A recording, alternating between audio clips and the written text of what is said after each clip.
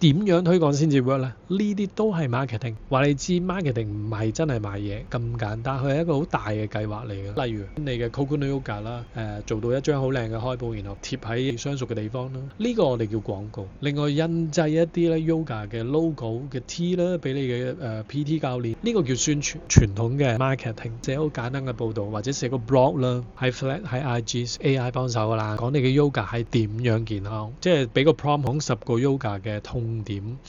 我哋呢啲稱之為咧公關，揾一個 KOL， 唔係叫佢賣嘢，唔係叫你幫佢推廣，喺一個公眾場合度展示，叫公共嘅宣傳。再同個客講 yoga 其實嘅營養價值啦，教佢點樣用一個新嘅食法啦，將佢哋嘅問題解答得一清二楚啦，呢個就開始係一個銷售。將呢幾個步驟咧串埋起嚟啦，其實呢個咧就係叫做 marketing 嘅真面目。去到今日，如果你仲未諗清楚做緊上個年代嘅嘢咧，咁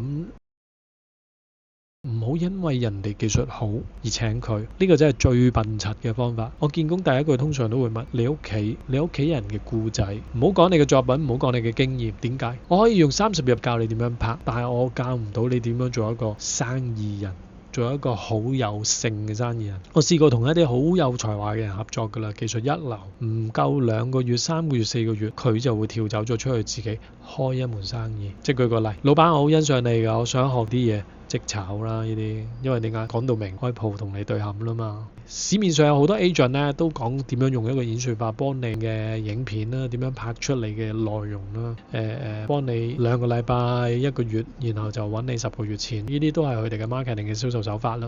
你要分清楚你喺 IG 喺 Flat上面你係一個 copycat 啦，你係一個 marketer 定係一個 entrepreneur， 即係一個企業家。即係呢3樣嘢咧，有3個唔同嘅策略吸引人嘅片。第二嘅就係做一啲建立形象嘅片。第3係揾錢嘅片。呢3樣嘢係走唔甩，必做，尤其是放喺社媒上面。你嘅 engagement 好高啦，多人睇啦，增加你嘅粉絲之餘，仲可以揾到錢。你可以個別 comment 我，打粒星星，我會 DM 你。點樣接住幫你營運呢個生意呢？你係咪淨係為咗呢幾樣嘢去做呢？咁所謂冇靈魂嘅做法，真係想知道3個方法，記得 comment。條片我講住呢度先。